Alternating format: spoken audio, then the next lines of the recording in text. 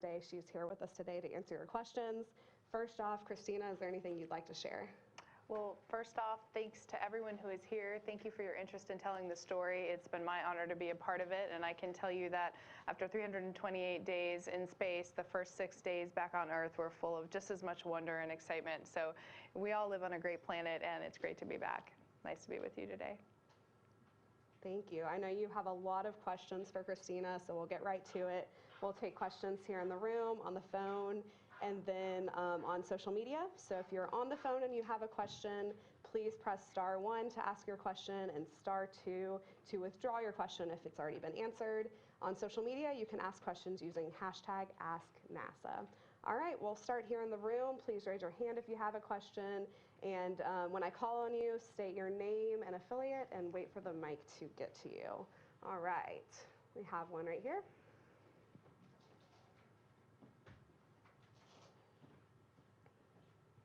Hi, Sharon Minchow, KHOU Houston. So what's the first thing you did once you were free to do something outside of NASA constraints? And what's your most vivid memory that you take away from your time on the ISS? Well, the first thing that I did after I went home was to reunite with my dog, which was wonderful. She was very excited. And then we took a family trip to the beach. So got to take in some of the sights, sounds, and feelings of just being back near the ocean and some of those things that I miss so much. While in space, it's almost impossible to pick just one moment. There were so many overwhelming moments, but the one that really comes to mind is the first moment that I arrived at the space station. Having learned about the space station for so many years, having it, regarding it as this amazing place where we're doing awesome science to benefit the Earth, a one-of-a-kind laboratory, and to see that it was really real, to sort of meet my new home for the next year was an incredible feeling. It was like something that had been discussed and trained on for so many years was actually come to life. And not only that, but I got to float around in that place, and that'll just be something I'll never forget. All right, Mark. Oh, thank you. Mark Carreau with Aviation Week in Space Technology. I'm wondering what advice you might offer to someone preparing for their first long duration mission based on your experience to help them prepare mentally, physically, whatever you think would be at the top of the list. Thank you.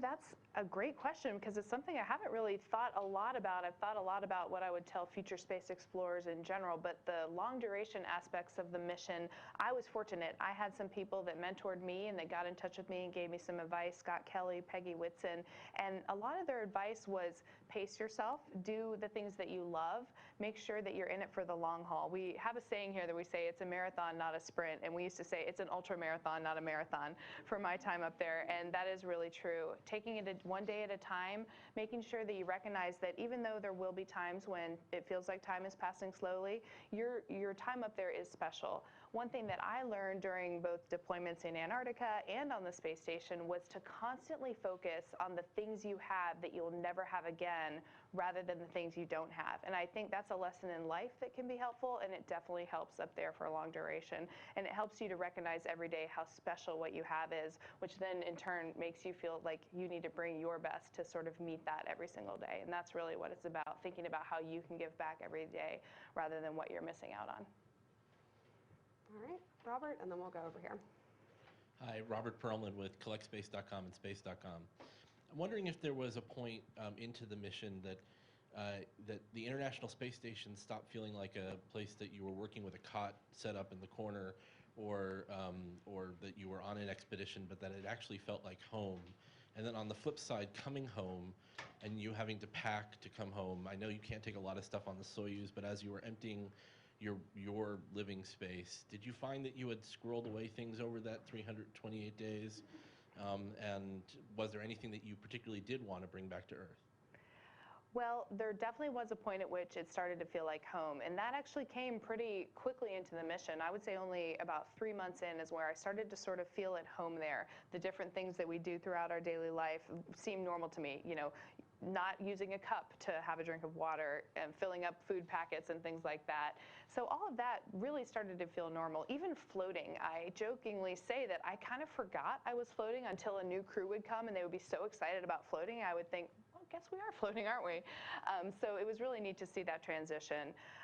In terms of packing, it's true. When you live somewhere for a year, you find that you have things in every nook and cranny. So about a month before I started to come back, I started to sort of draw in my footprint on the space station and sort of things I had squirreled away in the galley for, my favorite little tidbits for a meal. I started sort of getting rid of those and recognizing, okay, I may not need that for the next month. And pretty soon, towards the end of the time it was ready to go, I had everything packed up. We take very, very little on the Soyuz, like you mentioned, so everything else kind of went back in what would be the equivalent of about a shoebox sized. And that was really enough to kind of carry it all. The most important things to me that I brought to space were things for my friends and family, mementos that they can take with them and remember that I carried them with me and that they lived without them for a year while they were sort of, in my care and orbiting Earth. So bringing those things back was probably my number one most important thing. All right, over here. Erica Simon with ABC 13. First and foremost, how are you feeling? Like just kind of mentally and physically. And then I have a fun question.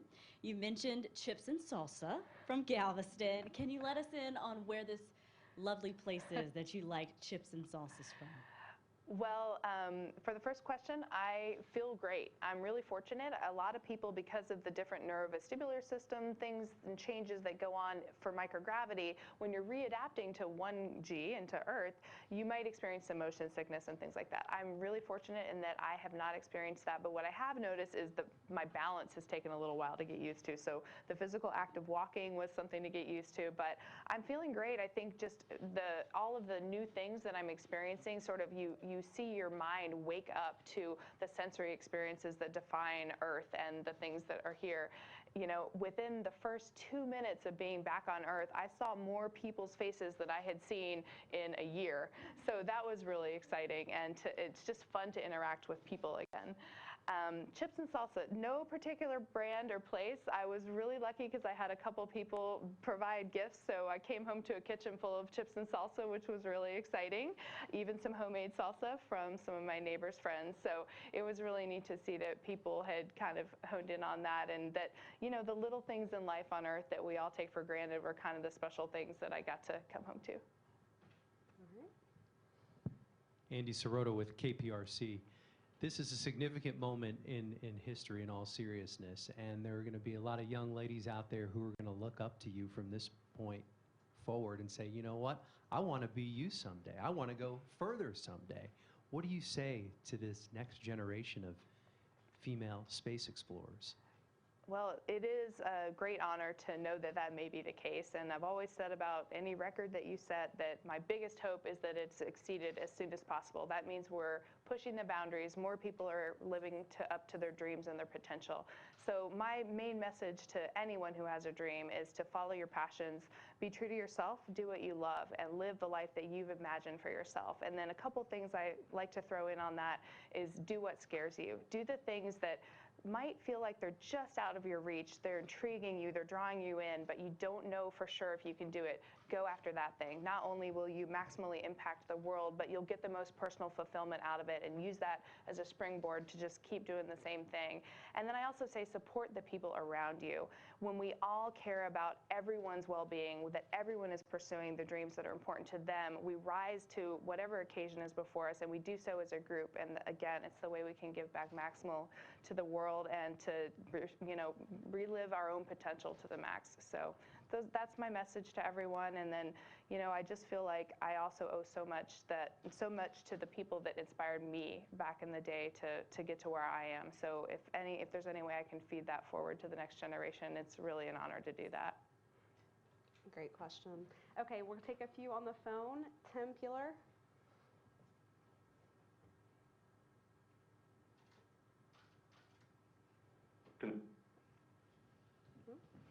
Hello. Yes, go ahead. Senior NC State flag up there and your School of Science and Math. Can you talk about some of the experiences that you had at the space station that might have made you think back to NC State, back to the fears you might have had as a student, experiments, anything like that?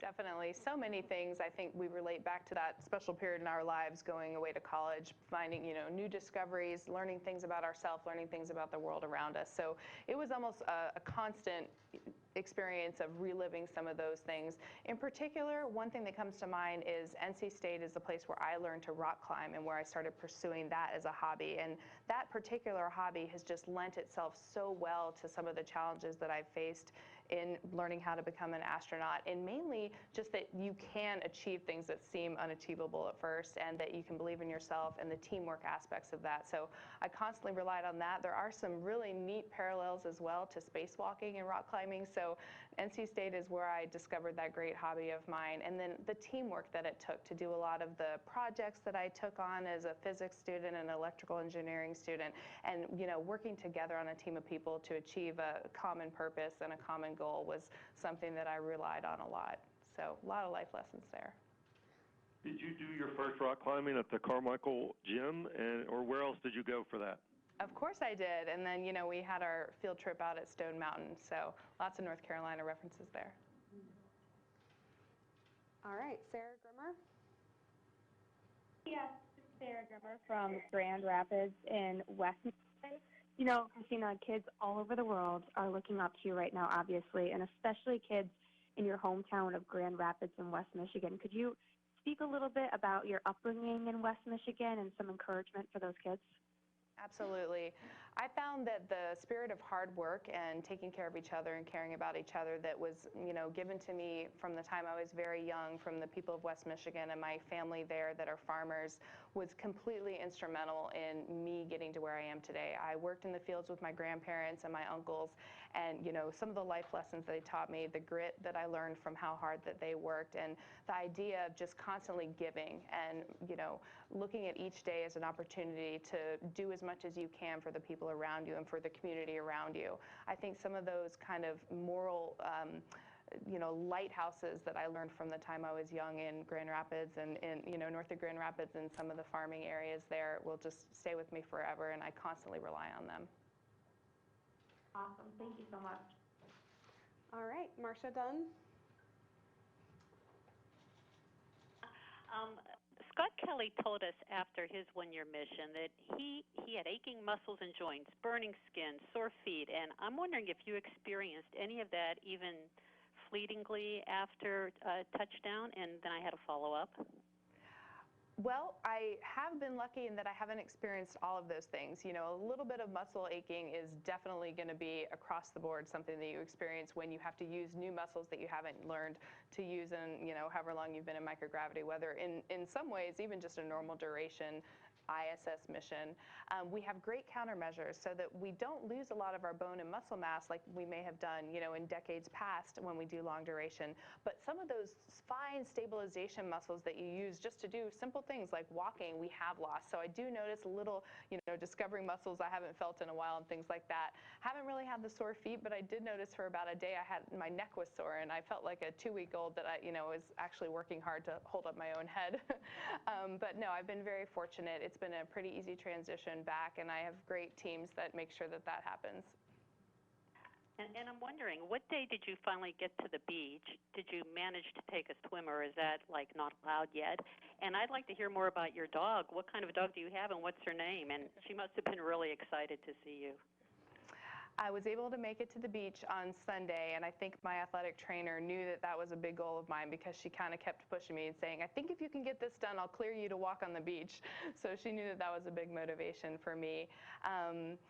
My dog we call her LBD, Little Brown Dog. She's from the Humane Society, and she couldn't be sweeter. And yes, she was very excited. I was very excited. I'm not sure who was more excited to see the other.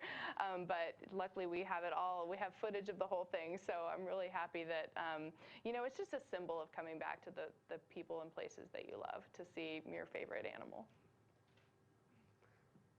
All right, John Cross. Jim Bridenstine has said that the first woman on the moon is already in the astronaut office and will have had spaceflight experience aboard the ISS. You spent more time there than any other female astronaut. What are your thoughts about Artemis and the possibility of becoming, or at least walking on the moon, or possibility of being the first woman on the moon? Well, it is certainly a very exciting time to be part of the NASA, family when we are looking to go back to the moon, to go in a different way, to go to stay, to go, for all and by all. So it's a privilege to be here at this time. Of course, me or anyone in our office would be honored beyond measure to be a part of that mission and to, again, carry people's dreams even farther into space exploration, to contribute to future missions, to go even deeper. So I like to say that I'm just excited that I'll probably know the first woman and the next man to walk on the surface of the moon, but any of us would be ready and honored to accept that mission if it were offered to us. All right. All right. Elizabeth Howell. Tina, congratulations. I'm interested in learning about how you managed your mental health during your mission. So as far as you feel comfortable speaking about it, how did you take care of yourself and what challenges did you face? Well, for me, it was really just about the mental cheerleading that you do to yourself. I always say, like, put something on repeat in your head that's going to be constructive. So don't ever think over and over again about something that brings you down. Make sure to put something, in your mental space that brings you up. And for me, that was always focusing on what I had and not the things I didn't have. Focusing on the unique aspects of my life that one day I would just wish I could have back for a second. And every time you think about it from that perspective, you're done feeling, like you miss home. You're just ready to take on the day. You're ready to remember that because this is so special, you have to kind of meet that with an equally high level of engagement and, your own personal best. So really just thinking about it in that light, I didn't have too many struggles thinking about, the months dragged on or anything like that. I just made sure to appreciate every day. All right, Russell Pounds. Hi, my name is Russell Pounds with Pacific Rim Media in Alaska. Hello, Christina. Hello, great to be with you. Great. Say, what experiment do you think those of us back on Earth would be most surprised to learn about? And the follow-up, if you were to design your own, what would you explore? Both great questions. I think that some people are interested to learn that one of the things that we study in space is actually something that's so applicable on Earth that you almost wouldn't imagine it, and that is pharmaceutical development. There are, how I like to think about it as to unlock some of these diseases that we all are looking for a cure for here on Earth. Often we have to understand the structure of the proteins that actually are, enable those diseases. And sometimes those protein crystals don't grow as well on Earth. So if we grow them in microgravity, we have a leg up on understanding their structure and then a leg up on, learning about the medications that we can develop to fight those things. And so it's just an amazing thing that something that's so applicable, so tangible in our lives can be best looked at and studied in microgravity. Honestly, all the experiments that they're doing up there are kind of the things that I am naturally drawn to as well. I'm a electrical engineer and physicist, so I love that there's a lot of physical science things. I also love computer programming, so I like the idea that in microgravity we can study things without what we might consider the boundary conditions of 1G, things like capillary action, things that really allow us and the people investigating those things to kind of gain an edge in the industrial environment where we're really pushing the limits of how we can be efficient in manufacturing and things like that. So I kind of love those experiments as well. That's great. You look good with the cookies, too. Can't complain about the cookies. All right, next. Will Dupree here in the KXAN Live studio. Thanks for watching with us here on KXAN Live.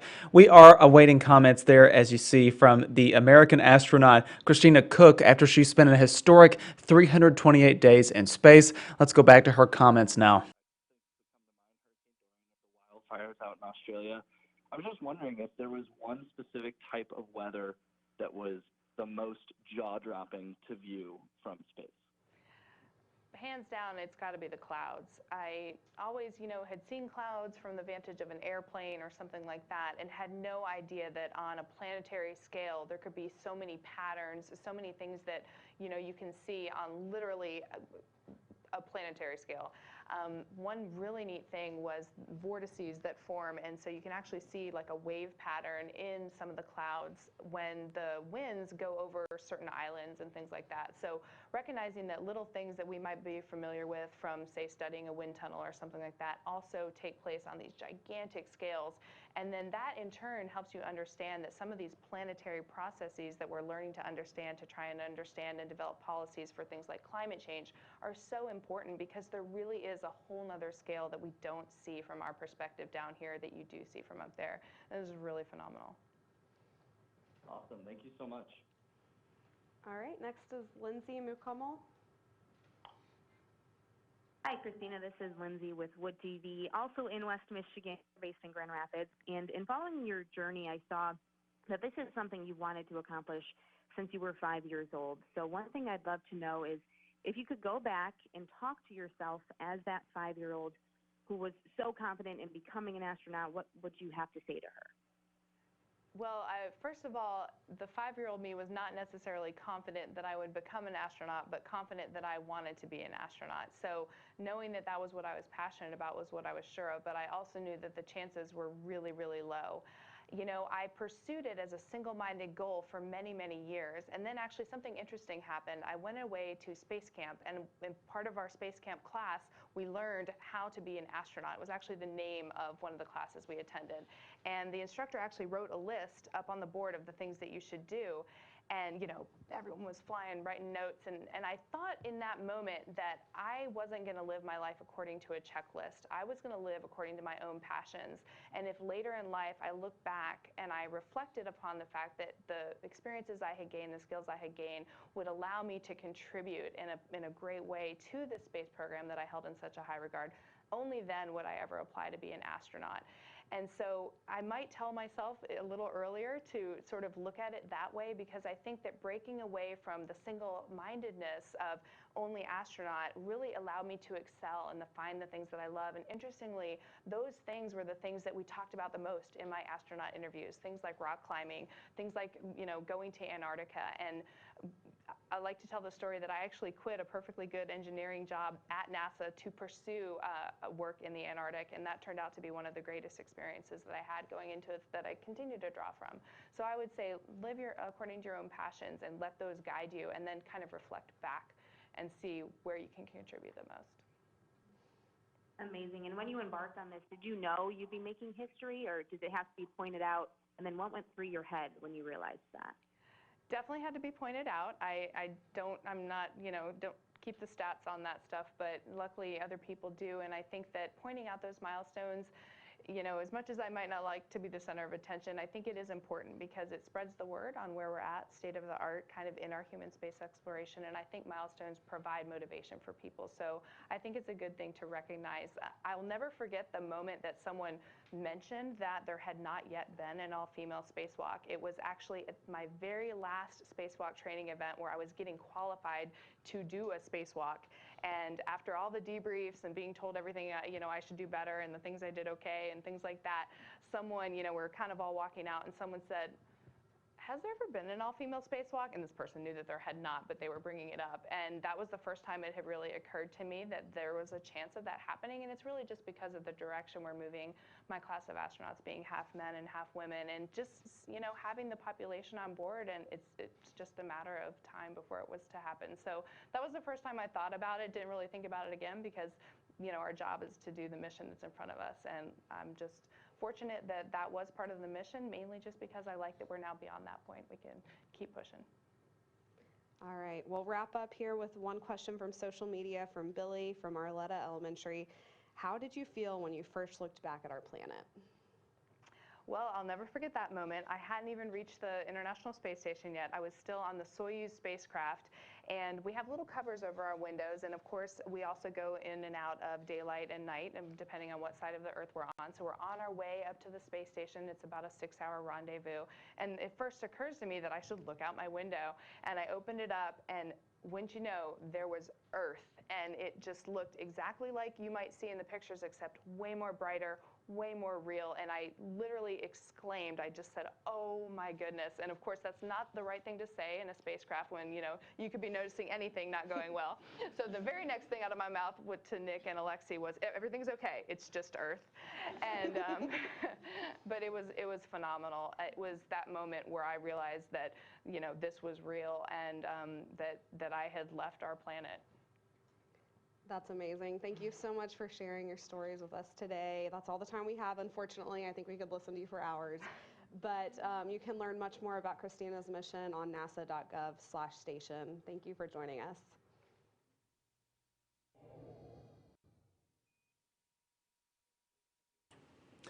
All right, there you have it, everyone. Will Dupree once again in the KXAN live studio.